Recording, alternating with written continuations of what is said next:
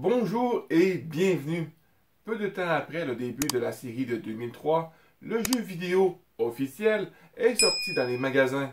Pour les Nord-Américains, le jeu PlayStation 2, Xbox, GameCube et Microsoft Windows sort le 21 octobre 2003. Pour la version PAL, il sortira pour la Xbox, PlayStation 2, Microsoft Windows et finalement la version GameCube au mois d'avril 2004. Le jeu est similaire sur chaque console.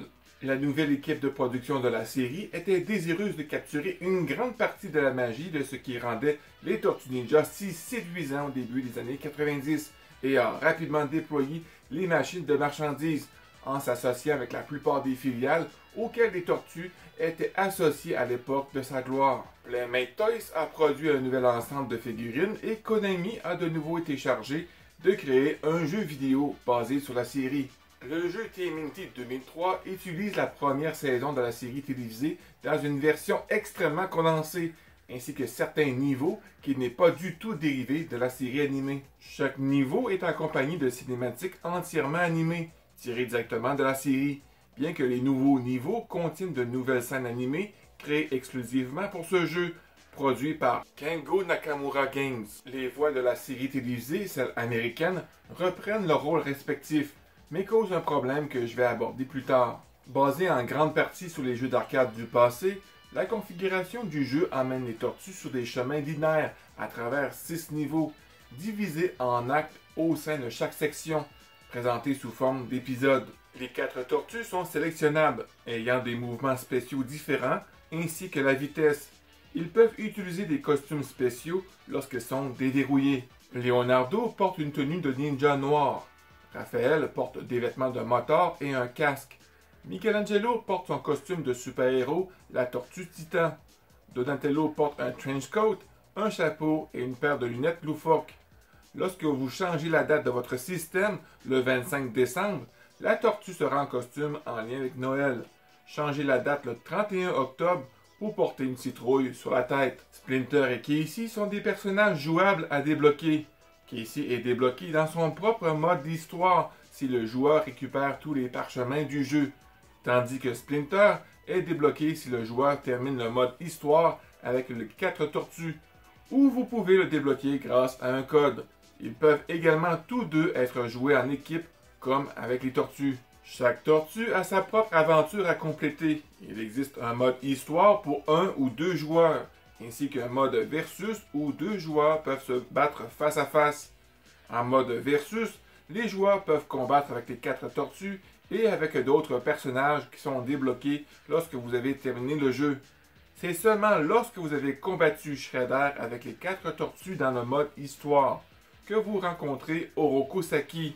Une fois battu, vous allez voir la vraie fin. Un mode défi peut être débloqué en battant Orokusaki avec n'importe quelle tortue dans le mode histoire. Une fois le mode défi terminé, le jeu débloque le personnage de Yamato Yoshi et son dojo. De plus, de nouveaux mouvements peuvent être débloqués lors des étapes du dojo, un terrain d'entraînement dans le repère où Splinter confiera des tâches à accomplir à la tortue choisie afin d'obtenir les nouvelles compétences. Sauf au dernier niveau du dojo nommé épreuve. Si vous êtes Leonardo, vous ferez face à Splinter et les autres tortues feront face à Léo. À chaque niveau, des caisses et des boîtes peuvent être détruites pour trouver de nombreux bonus temporaires sous forme de cristaux ou de la nourriture pour aider contre les nombreux ennemis du jeu, allant d'une force accrue à une vitesse améliorée en passant par des objets de guérison. Il existe également différents types de shuriken à l'intérieur des caisses, tout ayant des qualités différentes. Chaque tortue possède également une attaque de rage, le Genbu, ou l'invocation des tortues, qui endommage tous les ennemis à l'écran, qui n'est disponible lorsque la 4e tortue termine la dernière étape du dojo avec Splinter ou Léo. Les niveaux elles-mêmes du mode histoire sont construites de la même manière que dans les jeux d'arcade, bien qu'avec une dimension supplémentaire. Elle inclut davantage d'éléments de plateforme ainsi qu'un peu d'aventure pour trouver certains objets éparpillés. Lorsque des ennemis apparaissent, le terrain de jeu est verrouillé, obligeant le joueur à s'en sortir et à se débarrasser de tous les ennemis avant de pouvoir continuer. Le combat est beaucoup plus impliqué dans sa transition 3D. Les ennemis peuvent être jonglés dans des combos ou jeter des barils ou des voitures qui explosent pour maximiser les dégâts. Le nombre d'ennemis et leur apparence ont été grandement améliorés, allant désormais à des voyous du dragon pourpre, aux soldats foot et autres monstres mutés. En utilisant les lieux que l'on voit dans les épisodes sur lesquels chaque niveau est basé, les combats se déroulent sur des toits, dans les ruelles, ainsi que dans un laboratoire de recherche. L'authenticité de la série est assez bien exécutée, combinant des extraits des épisodes de la série entre les niveaux pour raconter l'histoire ainsi que le dialogue du jeu qui relie les libertés prises pour que le jeu réussisse à tout relier. Mais ce qui est le plus important, ce sont les 2 nouveaux niveaux réalisés exclusivement pour le jeu, présentant de toutes nouvelles cinématiques animées qui sont d'une définition plus élevée sur la version Windows par rapport aux vidéos de basse résolution tirées de la série. L'animation pendant ces cinématiques est un cran meilleur que la série elle-même et contient des détails plus subtils sur les expressions faciales et physiques. L'histoire est mieux racontée, abordant des domaines plus fantastiques. Il n'est peut-être pas surprenant que l'un des niveaux oppose les tortues à une version mecha d'elle-même lors d'une poursuite à travers la ville, tandis que l'autre niveau se déroule dans un monde souterrain et montre les côtés les plus horribles de l'organisation de Shredder. La raison pour laquelle ces niveaux fonctionnent tellement mieux est due au fait que les niveaux inspirés des épisodes excluent de nombreuses informations vitales sur l'intention et les conséquences des actions des 2 parties, se contentant de relier des combats et de se concentrer spécifiquement sur cela. Les scènes conçues au Japon sont plus autonomes et ont un début et une fin mieux rythmés, ce qui relie les événements beaucoup plus efficacement au niveau de l'histoire. Certaines cinématiques affectent également l'histoire selon la tortue utilisée. Terminer le jeu débloque un certain nombre de secrets cachés, y compris des costumes que j'ai mentionnés plus tôt. Pendant le jeu également, un certain nombre de secrets peut être découvert. Sur chaque scène, des parchemins makimono peuvent être trouvés pour débloquer des arts conceptuels et des rendus dans la section galerie, allant des croquis pour la ligne de jouets Playmate au rendu du dessin animé présenté il y a plusieurs années, où vous utilisez le code LSDRM et vous aurez la base de données des jouets Playmate. Pour les graphiques, la technique du cel shading est utilisée pour obtenir des résultats incroyables.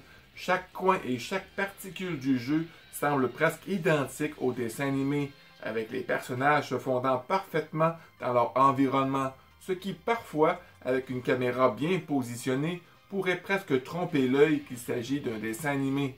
Une autre bonne note est le fait que le jeu fonctionne à une vitesse constante de 60 fps, avec des animations incroyablement fluides qui peuvent durer un certain temps avec des combos correctement disposés. Et chaque tortue se comporte et se déplace très différemment les unes des autres. Le seul inconvénient réside dans les visages des 4 tortues, qui, de près, semblent un peu grossiers, mais qui, vus de loin, semblent généralement acceptables. Cependant, ce n'est pas aussi bien dans le département audio. La bande originale, composée par Masanori Akita et Yuichi Tsushiya, est totalement oubliable et se compose de rythmes techno plutôt faibles basés sur la chanson thème de 2003, qui elle-même n'est pas aussi mémorable que l'ancienne chanson thème de 1987, ni aussi facile à arranger. Tous les personnages sont doublés par les artistes vocaux du dessin animé, et les répliques sont bien interprétées, mais la façon dont elles se répètent et se répètent vous rend tellement fou que la seule solution logique est soit de fermer le son ou la bloquer.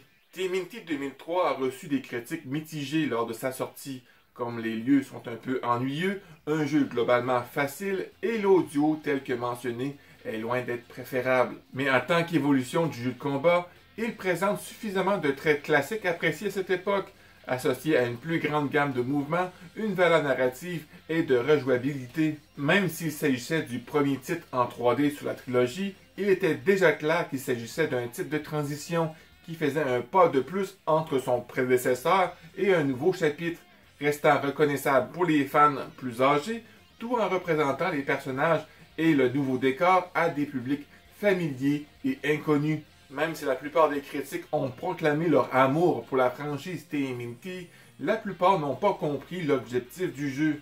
Le genre beat'em up est celui qui a connu l'une des transitions les plus difficiles vers la 3D, laissant beaucoup à désirer pour être à la hauteur des jeux de combat 2D. Ce n'est en aucun cas révolutionnaire, mais c'est un jeu de combat solide qui conserve une grande partie de ce qui rendait les jeux classiques amusants. La courbe d'apprentissage, les actions non-stop et l'action multijoueur fluide. Oui, c'est vrai, les scènes peuvent s'éterniser dans certains cas, et le son tombe un peu à plat, mais avec un ami prêt à jouer, c'est une bonne après-midi de plaisir, et avec tous les éléments à débloquer, l'envie de rejouer est bien plus forte que dans n'importe quel autre jeu des Tortues Ninja de l'époque. Le jeu n'est pas parfait, mais ne modifie pas la base qui fonctionne. Un jeu Game Boy Advance est sorti en même temps que les versions console. Bien que les prémices de l'histoire soient quelque peu influencées par la première saison, le jeu utilise un étrange mélange de contenu original et de scènes de la série pour raconter un scénario fortement abrégé et modifié sur la façon dont les tortues et leurs nouveaux amis se rencontrent. Contrairement à la plupart des jeux TMNT, le jeu Game Boy Advance ne propose pas de mode à 2 joueurs. Plutôt que de trop s'appuyer sur la configuration précédente du jeu de combat, le jeu Game Boy Advance est une aventure d'action en 2D mêlant la bagarre à un peu de plateforme et de timing. Chaque tortue comporte une série de 5 actes individuels, tous racontant une histoire différente de leur point de vue menant au combat contre Shredder. Chacune d'elles ont des habilités spéciales. Il existe également un niveau par tortue qui propose un mode de jeu spécial. Leonardo a un niveau de tir contre des monsters, Mikey fait du skateboard, Raphaël a une course de moto contre Casey, et Donatello s'envole dans le ciel avec un deltaplane. Comme son homologue sur console, les graphismes de ce jeu sont étonnants compte tenu du système et ont fière allure en mouvement avec un travail de sprite et des animations luxuriants. Bien que les arrière-plans restent assez monotones tout au long de l'expérience, à l'exception des niveaux spéciaux. La bande-son et les effets sonores restent assez discrets étant complètement en arrière-plan, pour la plupart inaperçus. Dans l'ensemble, c'est un jeu d'action intermédiaire tout à fait acceptable, aidé par le fait qu'il met en vedette les Tortues Ninja pour lui donner un certain attrait visuel, mais freiné par des niveaux répétitifs et l'absence de mode à 2 joueurs. En terminant le jeu et en collectant des cristaux, des codes peuvent être débloqués pour être utilisés sur la version GameCube, tels que des costumes et des personnages alternatifs. Pour la PS2 et Xbox, il existe des codes pour rendre le jeu plus facile. Même qu'à cette époque, des codes du jeu accompagnaient les figurines de la série. Anecdote, la musique du menu du jeu Kowabunga Collection est en fait la musique du premier niveau dans les égouts dans le jeu TMNT de 2003.